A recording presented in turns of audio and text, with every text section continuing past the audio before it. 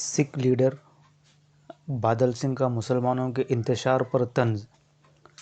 بھارت دیش میں مسلمان 18% پھر بھی منتشر، سکھ محض 2% مگر متحد۔ یہ حقیقت ہے کہ ہندوستان میں مسلمان سیاسی طور پر تنزلی کا شکار ہیں۔ قومی سطح پر ان کا کوئی متحد پلیٹ فارم نہیں ہے، جس کی وجہ سے ملک کی سیاست میں ان کی کوئی وقعت نہیں ہے۔ یہ بات روز روشن کی طرح عیاں ہے۔ اس پر مزید بی جے پی کی حکومت نے مسلمانوں کی رہی سہی معمولی سیاسی وقعت کو بھی اب صفر کر دیا ہے۔ یہی وجہ ہے کہ مسلمان 15 ریاستوں میں کسی بھی وزارت میں شامل نہیں ہے۔ ملک میں 18% مسلم آبادی ہونے کے باوجود ان کی صفر سیاسی وقعت یقینی طور پر افسوسناک ہے۔ اب مسلمانوں کو ایسی صورتحال پر دیگر اقلیتوں نے بھی طنز کرنا شروع کر دیا ہے۔ شرومنی اکالی دل کے سربراہ سکھبیر سنگھ بادل نے کہا کہ ملک میں مسلمان 18% ہیں اور سکھ صرف 2% ہیں۔ پھر بھی سکھوں کی اپنی قیادت ہے، لیکن مسلمانوں کی کوئی قیادت نہیں ہے۔ یقیناً سکھدیو بادل سنگھ نے بالکل صحیح بات بتائی ہے۔ بھارت دیش میں جب سے دیش آزاد ہوا ہے، 15 اگست 1947 سے لے کر آج تک لگ بھگ 70 سال سے زیادہ عرصہ ہو چکا ہے، مسلمانوں کی کوئی سیاسی پارٹی نہیں ہے۔ اگر کوئی ایک آدمی اٹھ کر مسلم لیڈرشپ قائم کرنے کے لیے مسلمانوں کو متحد کرنے کے لیے نکلتا ہے، اس کے اوپر اتنے طرح طرح کے الزامات عائد ہوتے ہیں، اتنے طرح طرح کے الزامات۔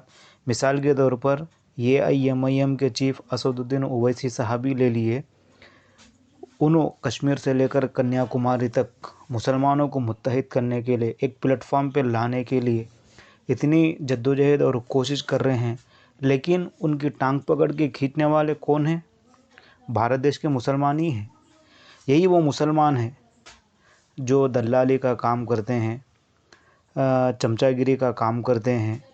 یہ الاں فلاں پارٹیوں کی ٹکڑوں پہ پلنے والے لوگ، یہی لوگ آ کر امت مسلمہ کا بیڑا غرق کرنے کا کام کر رہے ہیں۔